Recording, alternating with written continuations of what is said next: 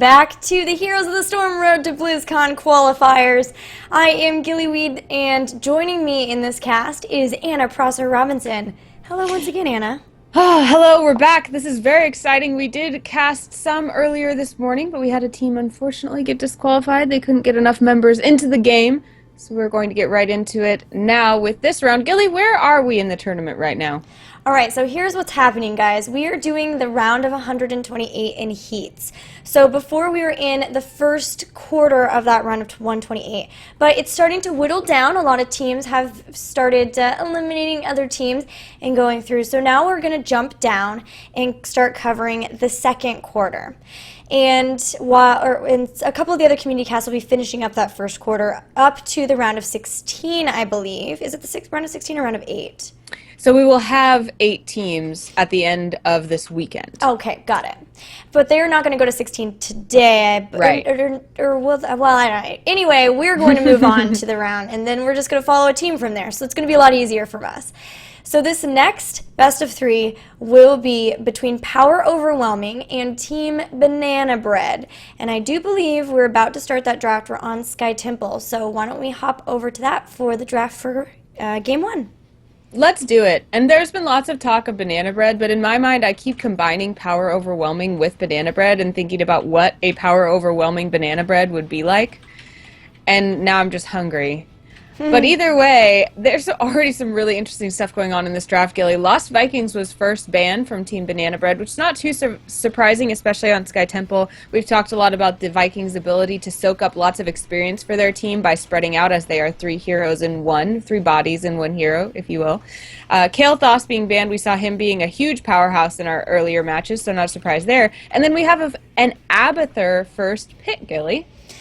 We do. That is very interesting, and my guess is that they're going to possibly be wanting to do that Abathur Illidan really strong combination that we see. But by showing that Abathur so early, Power Overwhelming definitely has the possibility of picking heroes that can deal with that. So far they've decided to pick up ETC and Tassadar. So they're going to have the global presence of that ETC, as well as, well, if he goes ahead and picks up that stage dive, as well as Tassadar. So a lot of vision from that, a little bit of damage too, and some sustainability with shields. But instead, Banana Bread are doing something crazy. They've picked up Brightwing, who also has global presence with that phase shift, but then also got Murky. What is going on here, Anna? Well, Murky with the Abathur hat is really fun. Could be really cool. I also wouldn't be surprised if we see a Johanna on Team Banana Bread, because Johanna with the Abathur hat is also really fun. We don't normally see Murky. If you're not familiar with this game, Murky is he's a bit of a pariah. He was someone that when you picked him, you were trolling a while ago. But I don't think he's not viable right now, and we have seen Murky's success. In fact, Gilly, speaking of the Mayhem Begins event last weekend, we saw a successful Murky in that event, didn't we? Yes, we did, and that was quite fun to see in that. The Murky team ended up winning. And I believe, didn't they also have Murky Abathur? I think they did. That's what I was thinking. So Murky Abathur, potentially Team Banana Bread is emulating Team Low Expectations here, saying they like that pick. We're also having some surprises from Power Overwhelming. ETC and Tassadar are not so surprising, but Lily is a little panda face that we do not see very often in casting. Well, that's interesting. We've got Lily. Now, one thing to note is that Lily and Murky are actually really good together because of her constant ability to heal very, very often. So maybe they're just trying to deny. It looks like they're just trying to deny anything that Banana Bread might want to pick to make their comp stronger. They took the Lily. They also banned out the Illidan. I mentioned the Illidan Abathur, but honestly, with showing the Abathur that early, I don't think that that's Banana Bread's plan anymore. I think they would have grabbed the Illidan sooner. So I almost feel like they're maybe trying to go for some sort of strong push specialist comp. I mean, it's interesting though with the Brightwing what exactly the plan is, but we're about to see as they are. There is the Johanna, so it was a great pick. So Johanna is there. What will they pick for their last one? They've already got support, so they're going to go Gazlo. So it is going to be a strong specialist push comp, which is amazing because on this map, the map objective, the the temples that are on this battleground are going to be shooting lasers at structures. And if you're able to take out structures before you pick up those temples, then that just means that the temples can go ahead and fire on the more important, higher experience giving structures like those forts and those keeps. So we're just going to see them really focusing on taking down structures. But Power Overwhelming going to finish their pick with Thrall and Raynor. And man, they are really going to test our caster knowledge today, Anna. Yeah, these are heroes that we don't see very often when we are casting. Thrall, especially somebody that, I mean, actually, like, looking at this composition, looking at Team Banana Bread and seeing this specialist pushing comp, as you said, I would expect Power Overwhelming to maybe respond with the very standard burst damage comp. Thrall and Raynor are damage dealers, and they do significant amounts of damage, but not in the bursty way that we normally see.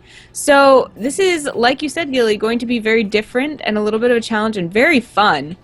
Looking at Team Banana Bread finishing off with Gazlowe, I wanted to point out, I think this team is almost, I can't remember exactly, but I think it's very close to the low expectations team composition that we saw at the Mayhem event. I think they may have had Jaina instead of Gazlowe.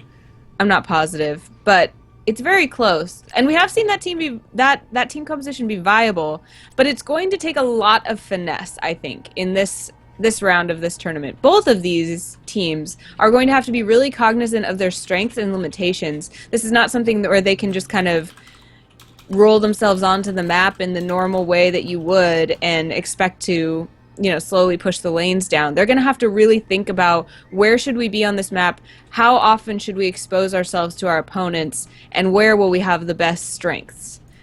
What do you think it's going to be?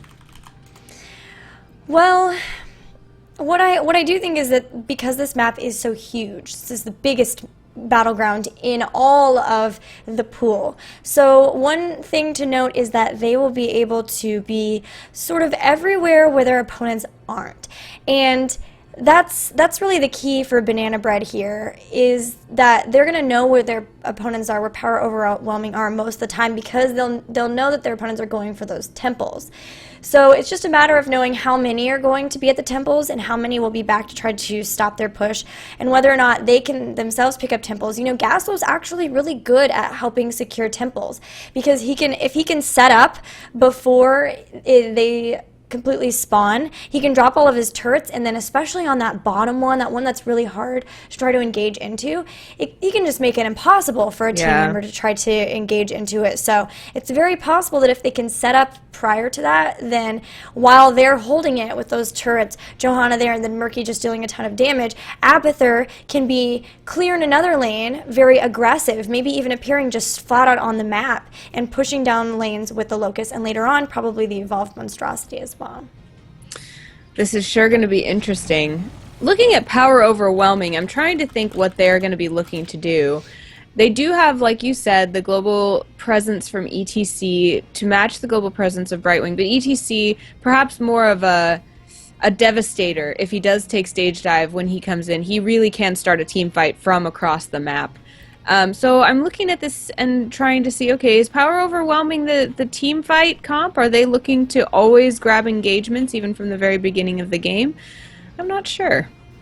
Well, of course, Tassadar is very good at pushing lanes if he picks up the promote. Raynor actually has a lot of abilities because he's kind of the recruiter, you might say. He actually has some really good abilities for pushing lanes too, so they might be able to get some counter push in there as well.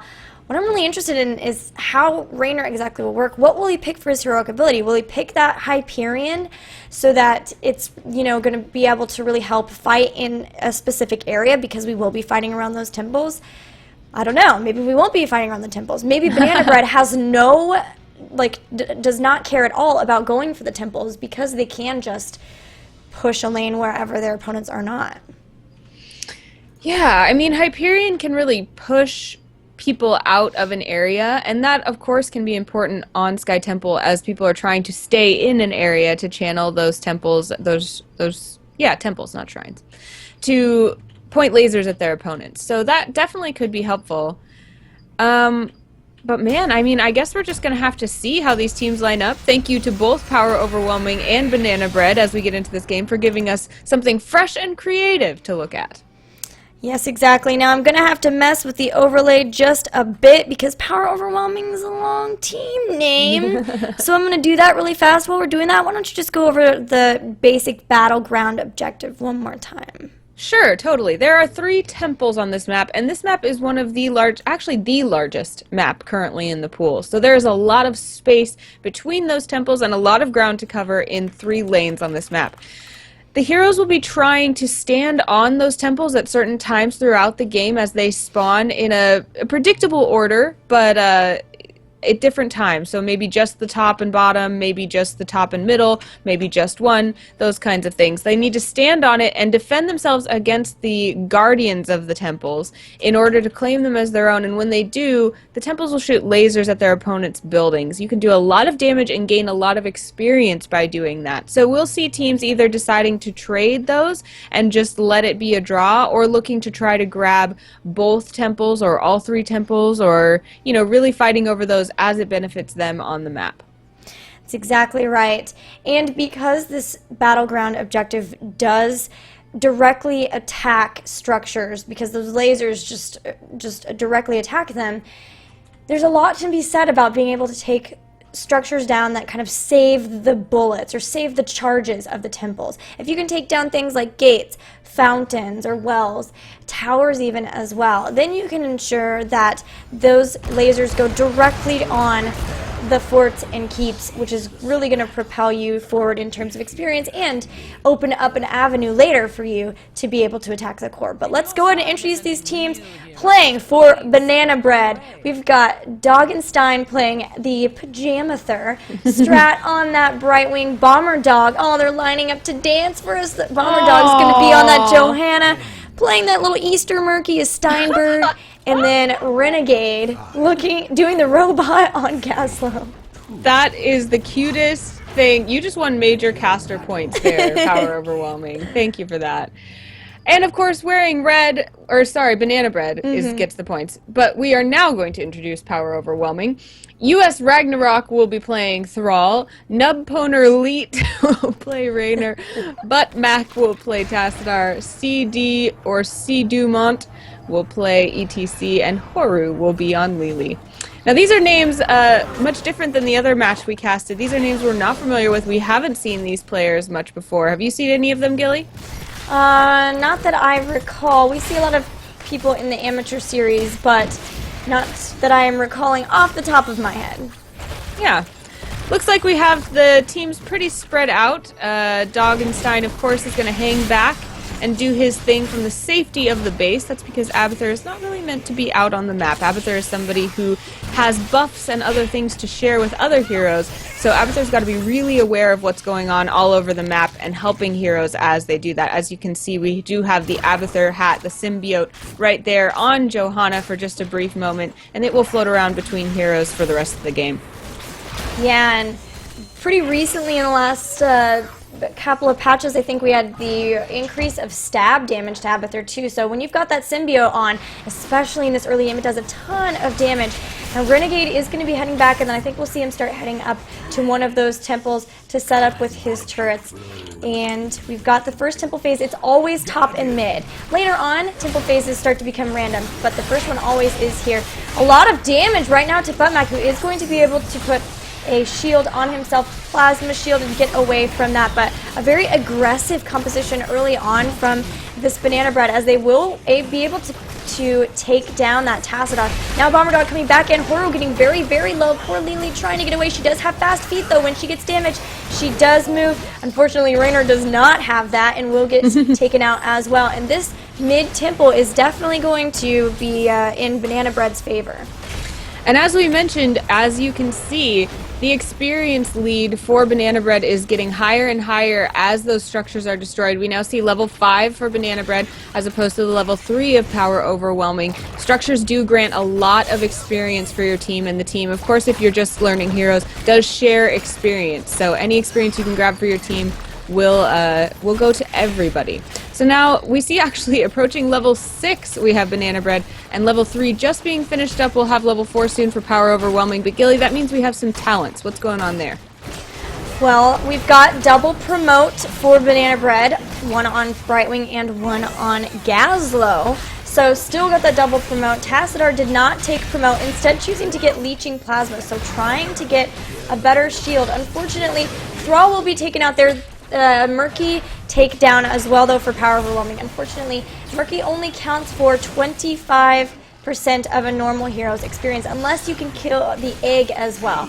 One thing I wanted to notice, they're already at level 7, and it's because as soon as those temples spawned, we saw Abathur go straight into the bottom lane very aggressively and start pushing that lane down, and then Gazlo rotated down as well. Now there's even a Brightwing with promote, and that means they've taken out the fort. At 3 minutes and 30 seconds, a fort is already down on the side of Power Overwhelming. Wow, so Banana Bread really showing us the viability of a less than standard team composition, and especially, Gilly, I just love the Abathur-Johanna combination, and I think it's really working here. Oh yeah, definitely. Oh no, it looks like Tassadar might be taking out a really good body block, actually, from the Siege Giants as well as Gazlo. He's going to take him out. They're already pushing toward the towers in front of a keep. That is a lot of damage to have to deal with. Murky going with a slime build, so going to be doing a lot of area effect damage as well. Lily choosing to go with the Cloud Serpent build. This is a build that a lot of people were using a little while ago, but we haven't really seen too much Lily.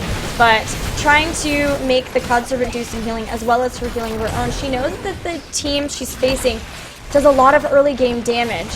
You saw that with that Thrall takedown. It was very, very quick. Even Murky is now pushing Tassadar into the base, taking damage from the core, trying to take him out. Won't be able to do so, but his team members are already here at this keep, and this is a lot of siege pressure. In the meantime, too, Johanna has been up here in the top lane, relentlessly pushing, usually with a symbiote on her head. And it was taking ETC and, I forget who else was up here with them. Lily. ETC and Lily both to deal with her. They weren't able to. She's pushed all the way to the fort now. And she's got that pressure going while everybody else is occupied in the bottom lane. Heroic abilities already up for Team Banana Bread, who have picked up the Blink Heal, Blessed Shield, Gravel Bomb 3000, and the Octo Grab as well. So they're still looking at team fight heroic abilities, even though they're a super strong push composition. And then, of course, the Evolved Monstrosity as well. Now, Bomber Dog coming in, trying to maybe pick up a steal on these forward bruisers. They're going to grab the takedown on Lily, but Buttmac and Nub Toner are still here. They're going to have to take off, though. They're level 7 to 11, a level 11 team. Turn it up to 11, as ETC would say, and Banana Bread would say, sure. Although they're almost to level 12 now. They are leveling so fast in this game. Let's reiterate why that is, Gilly. How are they dealing with structures? You're meaning Banana Bread? Yes. Well, Gazlo is just really effective at being able to take out structures. He is a very structure-oriented hero, which is why we don't often see him in the competitive scene. But they're taking them out. They've also got 2 promotes, which means they constantly have lanes pushing, which takes down, at least takes out the ammo from the turrets, so when they come in to try to take out the turrets later, they don't have to deal with them attacking them back. So they're just really pushing the lanes effectively. They're also a very early game centered comp as far as a lot of the damage, the team damage, and so they've been winning those fights that have propelled them into having a higher experience. Look at this, Strat is actually baiting them a lot. There goes the Gravabomb, we'll see them pulled in. Now Nebtoner will be the first one to be taken down. Ragnarok's not going to be far behind. That is only ETC left. He will be able to get out for now. There's a laser though. Will he be able to pick him up? No, he will not. ETC the only remaining survivor from that team fight. Wow, I thought Murky was dead for sure in that team fight, but Murky able to be healed up just enough to use that symbiote hat from Abathur to win the team fight.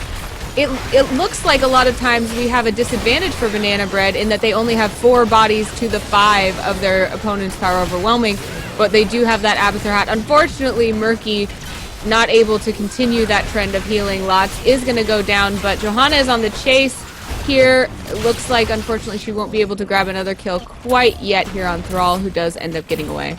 And all this time, Monstrosity pushing on top. So they're also picking up structure takedowns there as well. So we're seeing Banana Bread be super aggressive here. This is because they know, like I said, they're very early game center. So they're being uber aggressive. They've already taken out Thrall. Now the Octograb goes down on ETC. Will they be able to pick him up? Finally, level 10 heroic abilities for the Power Overwhelming team. They do grab Sundering Archon, the Hyperion Mosh Pit, and Jug of 1,000 Cups. So they're going to be able to push back their opponents for now, but this is pretty rough. The Monstrosity still working on this final keep here, and temples are up, Anna. Yeah, I was going to say, Banana Bread actually didn't really mind being repelled at that exact instant because that gives them time to go look for these 2 temples. And Power Overwhelming is way out of position to look for those as they do need to still clean up in their base. We had so much push going on the top that they're going to have to deal with right away. Monstrosity still doing work, wearing a symbiote as well. So they're going to have to deal with that. While in the meantime, Renegade, Strat, and Bomber Dog are just hanging out here with the Temple Guardians. This will be game. There goes the core. Whoa. What a game.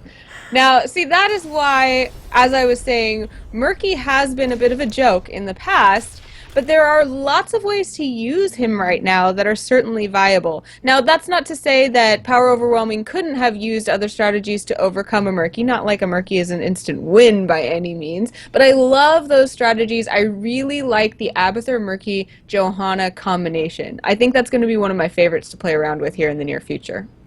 Looking at the numbers, we have 65k siege damage for Gazlo, 46k for Murky, 53k for Abathur, 48k for Johanna. First of all, Brightwing, not doing enough siege damage. Just kidding, you're keeping everybody alive. But, I mean, really, that was a fast game. 8 minutes 44. Sky Temple is by no means a long map. It usually, especially once you get those 3 temples, it finishes pretty quick after that if it's not done already. But that is still a fast game. It was. I was busy talking and the core was already down. It was pretty incredible. Now, I guess what I'm interested to see is what we will see in the next game, because it would be surprising to see Power Overwhelming looking to ban some of those heroes that were picked by Banana Bread, but considering how well it worked for them, maybe they are going to use their bans on that. And will Power Overwhelming look to do something a little more bursty in order to, you know, take a lot of these heroes down, or will they maybe look for some stealth to take down an Abathur or go Abathur hunting? Who knows, but the next match will certainly be interesting in reaction to this one. Yeah, definitely. I'm actually not sure what they, other than just deny this comp. It's obvious that you've got to have a lot of working pieces put together, so they'll need to deny that for sure. Also, maybe I'm not sure how the map picks work, but if they can get a map that is not so favorable to that, because the distance between lanes makes it very difficult to try to deal with all of those things when you've got pushes on every lane. So totally, definitely something I'd recommend. Maybe a little Tomb the Spider Queen. Yeah, that would make things a lot different in that you're fighting in such close quarters that it's easy to find and pick off those members of the team that were trying to split push. Like we saw, that top lane was basically just Johanna and Monstrosity the whole time. And so on Tomb of the Spider Queen, like you said, someone could easily run up there and deal with them real quick, whereas on Sky Temple, it's a lot harder to get someone from one side of the map to the other. Yeah, agreed. It looks like we might be getting the draft already. So do you need a break, or you want to hop into the next game? I need to actually just grab some water real quick, so give me just a 30-second All right. Is that all right? 30 seconds, guys, then we'll be right back with Game 2 between Power Overwhelming and Team Banana Bread.